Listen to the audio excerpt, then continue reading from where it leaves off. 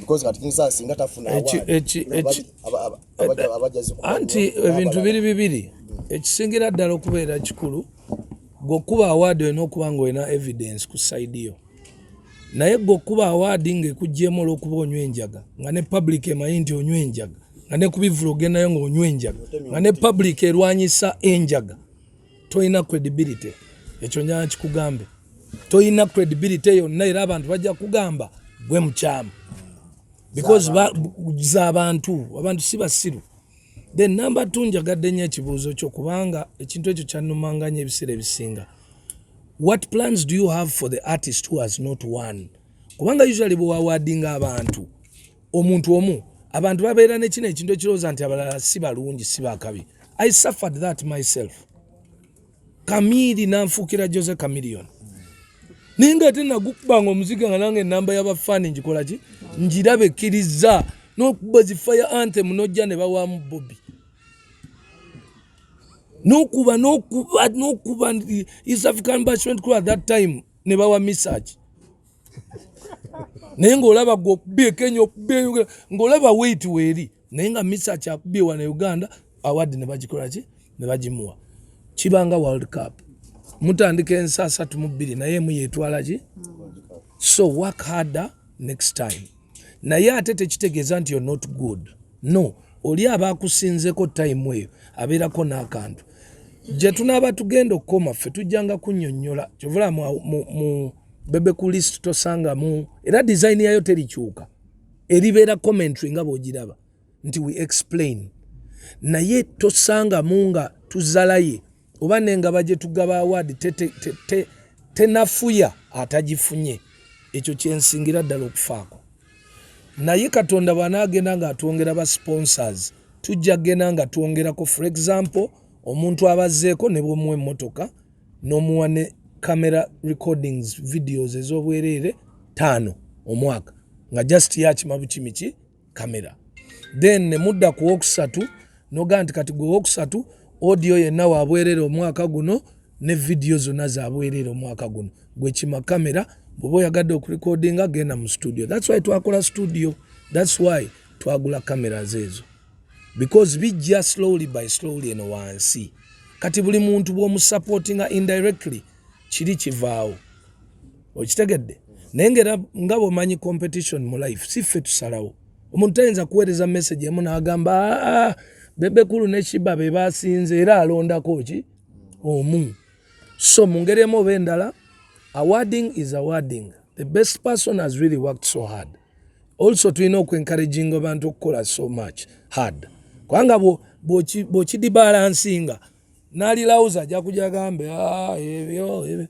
No, we have seen how much these kids have worked so hard. Besides these guys abaliwo bano mu trend ya today mwe temumanyi naye ffe twatoba.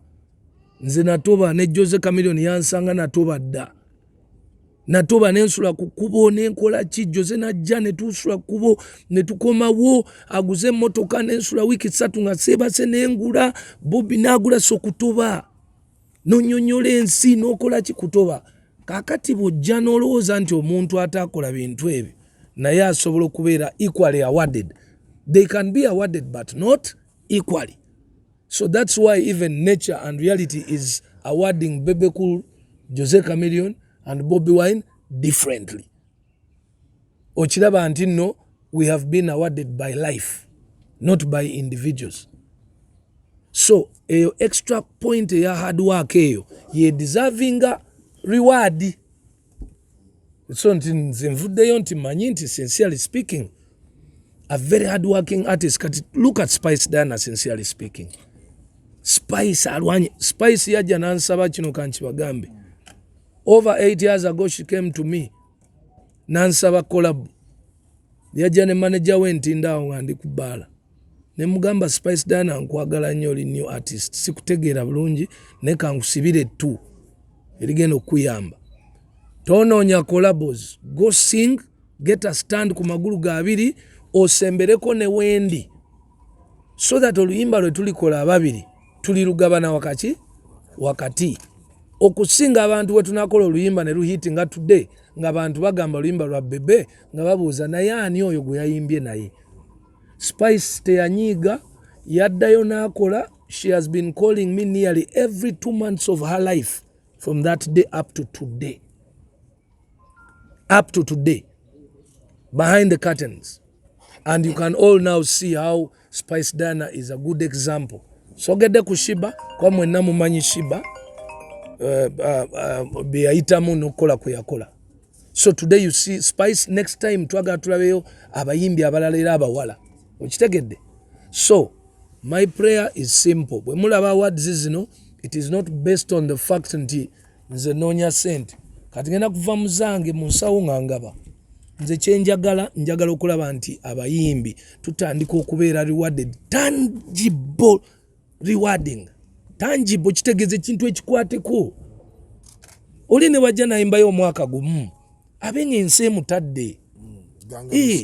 Lwaki omuntu ayimba nga Red Bantony bwe yali omwaka Red Bantony ye reason lwaki nze ne Chameleone twave Kenya. Namusajja nabanga talina nju. N'omusoma ku internet mbugundi Land Ready amubanja asimayi biki kudiru ki?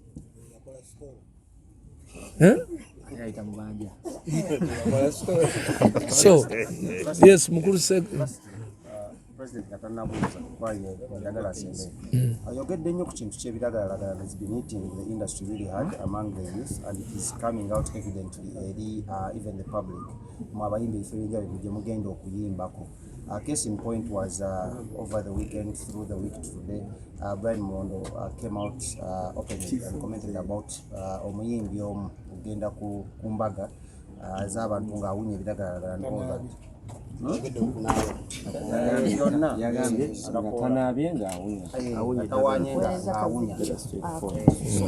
is your take on that?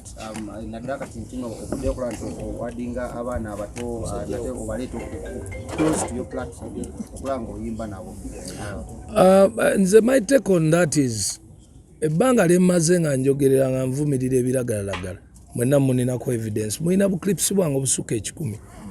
So media is the most important vehicle. Media yesinga okubeera very important vehicle mu bulamu between communities and development. Nti nno kye mutambuza abantu kye bakola ki kye batwala. So nze ninze ebbanga lyonna bannamawulire nammwe mwegatte ku kulwanyisa ebintu ebikyamu mu ggwanga. Muleme just kunoonya mirimu kukola mawulire kukola following. Ne following muzikole nga namwe mubayamba. Muyamba. What is your contribution as a media personality towards the Ugandan young people? So Brian bw'aba avuddeyo neyegatta ku kulwanyisa ebiragalalagala. That is credibility. Mwe muleke kuddeyo ate nga mwogera ku Brian. Gw'olivaayo ddi? Pass the right information. Lwaki mulinda tugende mu malwaliro okujjanjaba abaana? I am involved right now in 4 artists abali mu rehab. 4 nensirise. 4 artists. Waliwo ne bemulaba babiri bali ku kale bwe bati babulako kuyingiza buyingiza. Ffe katubalekere awo naye ekiri very important mwe nga bannamawulire muveeyo namwe mwegatte mubabuulira amazima muleke kusudiya abaana. Mubabuulira amazima. Omwana omuntu yenna awunya obubi mu kamwa ne mukazi wo tasobola kwebaka naawe kwe kuva enjawukana z'amaka. Omuntu atanaaba gw'osuubira otya omuntu okubeera ng'ali naawe ng'alina kuba ng'akutte ku nnyindo. Kino si kyabayimbi, kino kya Ministry of Health, kino kya masomero schools, kino kyamwe bannamawulire. Mulimu bannamawulire bange bennwanye nabo okukyusa ku mbeera eyo. Bondoza saagala kuboogera mannya. Saagala kuboogera mannya. Sigenda mmenya naye n'olwana bwe akasaati ako ne bw'aba sikaali wange wako. Ne bw'aba muntu nga nsanze njagala okuyimirira okwogera naawe ompe interview. Naye nga nyambadde okwambala kwe nyambadde ng'omuyimbi Bebe nenzija n'emmotoka yange nga bwe nzize Hama oba Land Cruiser nonyimiriza ng'olimu empale ziri eziwunya oyulise tewasenyeza enviiri nkyafu ddala onsuubira okuwa interview. So naawe bw'oba tosobola kukola ekyo n'omuyimbi mugambe ne comedian mugambe nti wange owemula nnyo comedy okuwemula tatunda. So muli kibakakatikako nga bannamawulire okwegatta ku brand okulwanyisa ebiragalalagala, si kulwanyisa individuals naye okulwanyisa ki ebiragalalagala. Seguya tetuve wano.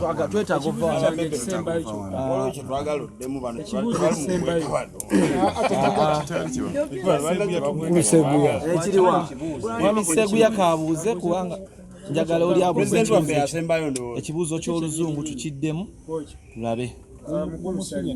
Abayimbi abasinga bonna ne booli kati musuusuuta bamudda teri muyimbi ayimba atakozesa drug ate ng'ovayo naye kakati ekyo statement gy'oyogedde enkyamu nti teri muyimbi ayimba nga takozesa drug kati tosobola generalizing abantu bawe credit zaabwe ate ne drug n'abanywako akatono nabo bantu gye bali. Okay, ffe kye twogerako misuse abuse. Okay, misuse and abuse kyawukana ne use. Nze si supporting la dala use kuba kuva mu use odda mu misuse. Most likely obanga toli educated.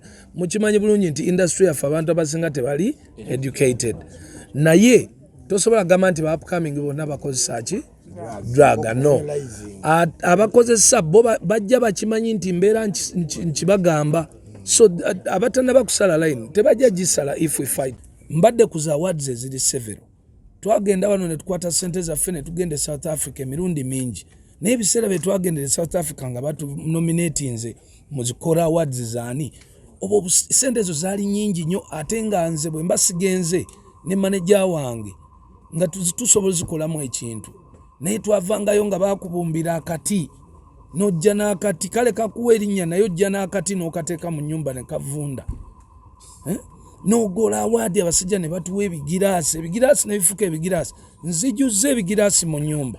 Noonya amabokisa moja. Navaako ne mu awadi emu ya high people. Nga bantu bagamba awadi yange ne wa awadi. Naye nga mmwe temanyi nti nina pain nti ne bwe bazimpa noonya we nziteeka sikola ki sirabawo. So ne ngamba naye lwaki tetukolayo awadi erina ekintu ekiri tangible. Tangible. Omuntu wansi yimbayo omwaka gumu obulamu bukole ki bukyuke. Lwaki oba olina okuyimba emyaka 5 gwani akwagala nti nno ne maaso eyo bali babakwagala ne Katonda baba akuwadde omwaka nga gumu noyimba bulungi bw'ofunamu ennyumba si kibi. Natuuza president ne munnyonnyola ebintu ebyo nangamba nti manyi Abannayuganda temuli beesigwa. Ne mugamba muzeeyi ndi mwesigwa nkusapoti nze lyense enkubye naye nze nkusapoti nze. So tosobola kuŋŋamba nti siri mwesigwa. Nangamba nti ojja kulasooka ondageko. So n'olwekyo kwe nasalawo ne ngamba nti kati nja kukola awadi ngabe ekintu ekiri tangible kituufu. So mmwe ababeereyo nga mukya doubtinga nti Bebe Kulu ajja kugaba ennyumba bigenda bakalira ku mimwa. Kubanga yes sente genda kunva mu nsawo lwa bulumi bw'empisemu nga mu music industry. One day somewhere somehow manyi nti sente ndizizza. Naye kantandikewo ekintu kye naali yagadde bankolere. Nze kankikolere bato bange. Kakati lwaki twakiplanning nti twatandika emyaka egisooka egyo nga tukola list nga twagala nammwe mulabe whether decision yaffe ebeera genuine. Ebbanga lyonna lye mbadde nzija nkola njala muddeyo ku Facebook pages zange nga lumu emyaka katuli mwena esatu nga lumu emyaka 3 emabega ena mukebere comments eziriko zonna 85% ziwagira ebintu by'embeera njogedde decisions kwe mba nvudde okwawadinga omuntu. Kitegeeza nti muninamu kati obwesigwa obuholdinga award n'engabo ebiriyo. Sigamba nti nja kuwa Jose Chameleone olwokuba mukwano gwange no, nti oba okuba tuli ba legend no. Naye nvaayo ne ngamba nti gundi tewakoze bulungi kubanga ABCD, gundi wakoze bulungi yongeramu. So kwe kuvaayo ne nkola idea ey'ennyumba. Tugenda ngenda kugulayo twakkirizigana ne ttiimu yange tugenda kugula ettaka. Bwe tunaba tuguze ettaka eryo mu mwezi ogwokusatu oba ogwokuna tujja kuyita amawulire tubatwale ku ttaka. Bwe tuvaayo tukole plan tuyite bannamawulire tulaunching plan eri openly widely mu area emu mu fence emu mujja mbamu ennyumba 4 so buli mwaka tujja kuba tuzimbamu ennyumba ki emu. So tujja kuba ne ba sponsors baffe abatu supporting okusobola okuzimba ki ennyumba, then tujja kuba ne media house egenda okufollowinga ekintu ekyo everyday. So amayumba ago gajjanga kuweebwa ng'ennaku z'omwezi 2 awaadi tusalawo nga lumu, then omuntu oyo n'agenda either ew'omukulu yenna, kubanga omukulu ajja okusookera ddala okubeera important abantu okumanya nti bino biri genuine, ajja kuba mukulembeze w'eggwanga. Nja kimuweereza ekyapa n'ebiwandiiko, omuyimbi gwe mwalonze gwe twakkiriziganyizaako eggulo avuge emmotoka agende, omukulu wamuyita balye kalanki amukwasa ebyo byasayininga paperwork afulumeyo n'ekyapa. Ffe tetugenda kusooka kukola mikolo kubanga emikolo si kyekikulu. Twagala okulaba can musicians wake up in the morning competing bakole ebintu ebi positive o eneisa enyambala, tulwanyise endwadde, tulwanyise ebiragalalagala, kubanga bw'oba oli mulagalalagala tosobola kuyisinga nnyumba eyo. Example ebeera nkyamu. Tulabe wano abayimbi nabagamba dde emyaka gyenzize mbagamba ku nsonga z'ebiragalalagala mwalowoozanga nti nsaaga, naye tudde olabira ddala omuntu eyali badde successful nga obulamu bwakola ki bwagaana. Ate tebiri mu bayimbi mwokka, mugende mu masomero gaffe mutunulire ebintu ebikyamu ebikolebwa. So awaadi eno omuntu abanga amanyi nti nno avaluinga eggwanga lyaffe, avaluinga entertainment industry, kubanga entertainment industry esobola okuemployinga abaana abato bangi. So we have to live by example. We have to show them the right direction. Tulina obbalaga directions ki entuufu. Ffe bazadde tulina okubaakubamukko ku kibooko. Sinolwekyo awaadi tugenda guno gwe mwaka ogusembayo ng'omuntu tafunye enju mu January ono, but mugirinde list egenda kujja nga bwebadde ng'ejja mwalaali. Ekinaayawukanako ku mwaka ogujja 60% decisions will be made by the panel, 40% egenda kudda eri abantu, nga abantu baweereza message olinaga naye mbutuufu bafana yasinze. Noweereza message yo, message eyinza okukyajingako nusu 10 ki lumu, naye nga mu kuweereza bafanawo indirectly nawe oyagala bafana yabafuna ki enju. So bannayuganda mujja kubeera ne responsibility ewa omuntu akoze nnyo ennyumba kiri tangible. Waliwo emyaka kati waliwo emyaka nga Kikiba gye yayimba ennyo obutuufu omukazi oyo teyali badde ng'ali kati yadde jeefu yamuzimbira, naye ku ssaawa eno singa yali yasinga enju ya Kikiba ey'okubiri yali badde ya business ng'apangisa okitegeera. Naye it is so wrong omuntu okuinvestinga mu nnyumba gy'agenda okusulamu. Yali badde investinga in a business, obusente bwe bwakola nabuteeka direct mu business. Kati omuyimbi ng'oyo tasobola kugwa, naye kati abayimbi bakolerera ttaka na nnyumba, which is the same concept gye tuyombesa nti kikyamu olina kufuna sente n'oteeka mu business, then business nekuwa profit. So kati eno ennyumba ze twagala okugaba oba emmotoka ze tuliddako okugattako, kubanga era tujja kufuna basponsa abatunda amamotoka ababondi. Oli ajja agambe tukunze Bebe kuwadde emmotoka ya $2 million, eyo naye jjenga tufunye ekirabo eky'omuntu owokubiri. Tufune comedians, kuba ne ba comedians nabo tujja gigattayo. Tufune categories nga tunagenda okumala. Oba president avaayo sebo mukama wange wona avaayo nonyongera ku birabo n'abalala ne bafuna ebirabo, kuba we have very good comedians. Mukiraba nti kati comedy ya substituting a music mu Uganda. You can watch more comedy shows in the week than watching more concerts. So also that sector tugikoleji tugisitule tugyongere maanyi. Era wenvayo okwebaza Alex Muhanji ne Salvador akiwanvuyiza beyond Uganda musiba mulaba. Then Muhanji has kept the tab going akikwatiridde. Era mbayitayo mwenna ababeera mwe ba corporate biki mugendeeyo buli lwakune oba lwakusatu ewa Muhanji support. Okay, so mbasuubiza nti nno chapter eya awards eza Uganda egenda kukyukira ku Bebe ku list nga purpose eriemu twagala ebintu ebiri tangible, mulekerawo tukuba ebigiraasi n'obubaawo kubanga waliffe tuteekamu nnyo. Manya America tebakikolanga, aba South Africa tebakikolanga, aba Nigeria tebannaba, but how about Uganda doing one of the most important things first in the world? lwaki tulinda aba Nigeria n'aba America okugaba amayumba ffe tugagabe tubalage value so ebisingakaawo bijja kujja naye tondeka ekiwatule ennaku z'omwezi 26 nsonga lwaki amayumba ago galibeerako obukwakulizo obutono bannange baganda bangenda kiddamu bagambe nti awards zino ziriwo ku building a music industry ya Uganda positively not negatively. Omuntu wobeera mu award eyo n'ogenda odda ku Ssaabasajja Kabaka n'omuweebuula n'ogenda odda ku mukulembeze w'eggwanga n'ovuma n'owekola n'ogenda ku TikTok ne weeyambula ebipaati by'ekyama. Those are not codes for building this music industry.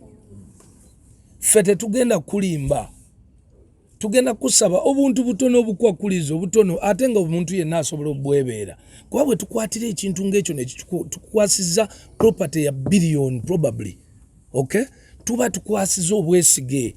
Uganda abantu bakuwadde bwesige bazaala abaana bakugamba tubeerere role model waki w'abaana baffe naye enkya osaleko akadinisa otekewo enjaga otunde mu nnyumba Abannayuganda gye bakola ki gye bakuwa ekyo tetugenda kikkiriza. Gw'osobola okunywa akantu ko naye omanyi problemu yaako nti bw'okanywa n'ogenda ate neyibawo omuyimbi eyasinze omupya n'olyoka omuvuma olw'okuba gwe tokyalina nnyimba olw'okuba otaddemu kiringa kugamba nti no buli lunaku okolawo pate no oba osobola okukolawo pate osooka n'owandiikira munno n'omugamba ku lunaku luno owange ninawo akaduduma okay naye naakuddamu n'agamba ye nange ninawo kaakati tugabane paakingi so si gwe kola pate buli lunaku nga baganda abantu bo be bajjuza estate yonna so agamateekateeka ago galiwo kuyamba kugaidinga how you can live in a community so sichi naawe okutalizaako obutatuyita kutwala mu ddwaliro nti ate uli mwamu w'ennyumba kati engeri gye mwamu w'ennyumba kaakati mumujjanjabe n'omujjanjaba kubanga yanywedde amafuta ate yeekubye kino no so tuba tujja kuwaayo emyaka gyaffe 2 nga tukugamba kyusaamu emyaka egyo bwe giggwako ng'ogaanye okukyusa nga weekola ebintu nga public ebiraba bituswaza kubajjukira ffe bwe tusigala tukuwadde nga tukyalimu omwo tukyazimbamu kaakati ffe bwe tuba tukyali mu kampuni oba otukubisa so oba olaga nti tuli bayaaye ffe bino ebintu tetukola bya kiyaaye twagala okukola ebintu ebiri genuine nawe bweyagala ogaye nti waayi ki ekinnuma ki bwe nabanja okukola ebyange byekisiruka ngendeeyo then ekirala ku nju eyo olina okuba nga obeeramu ekitono ennyo ennaku 3 mu wiiki okugyawo ng'oli bweru oba ng'oli ku ttuwa so si ffe kuwa nnyumba n'oleeta abakadde bo n'oteekamu oba n'oleeta emikwano n'oteekamu gwe n'ogenda gy'oyagala lwa nsonga emu papa si yaffe ebeefa ffe tuteesezza n'ekyalo oba district number twagala district eprotectinge celebrity status eriwa mu compound eyo kati celebrity status bakwano bo ne family yo tebabitegeera bajja genda baleeta obwana nga 30 bubeeraawo kyokka kibajje nga avuga emmotoka ye ayagala agireke nga yonna eri open roof ebifaananyi yeekube yeyagale ku kapuulu wali wabbali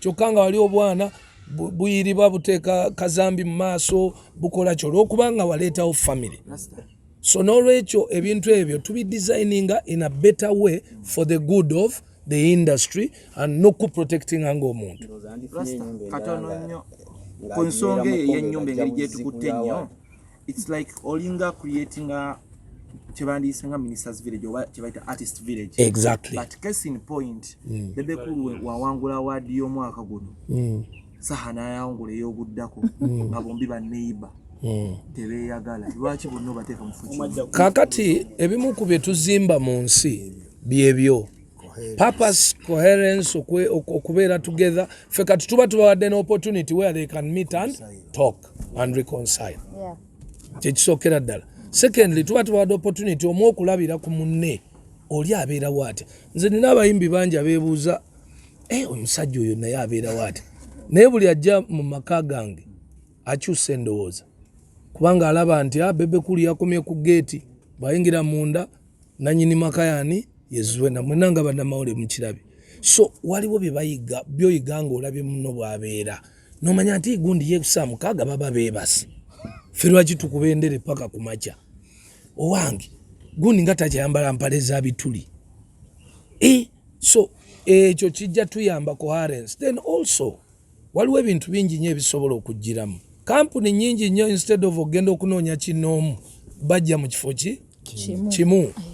Naga nti anze njagala bali abayimbi ba Rasta bali organized mulimu abakadde 4 years ago n'abapya. Then maximumly obuntu obwo tujjanga kukola nga bwa 4 houses. So meaning every after 4 years tukyusa ekifo.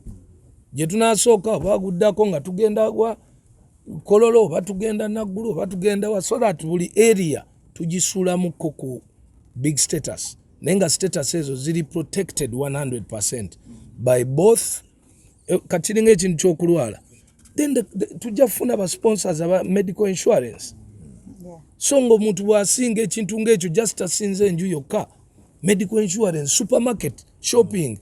Tujja kufuna supermarket emu tugigambe ffe shopping y'omuyimbi yaffe esalikako 50%. Aba asinze a shopping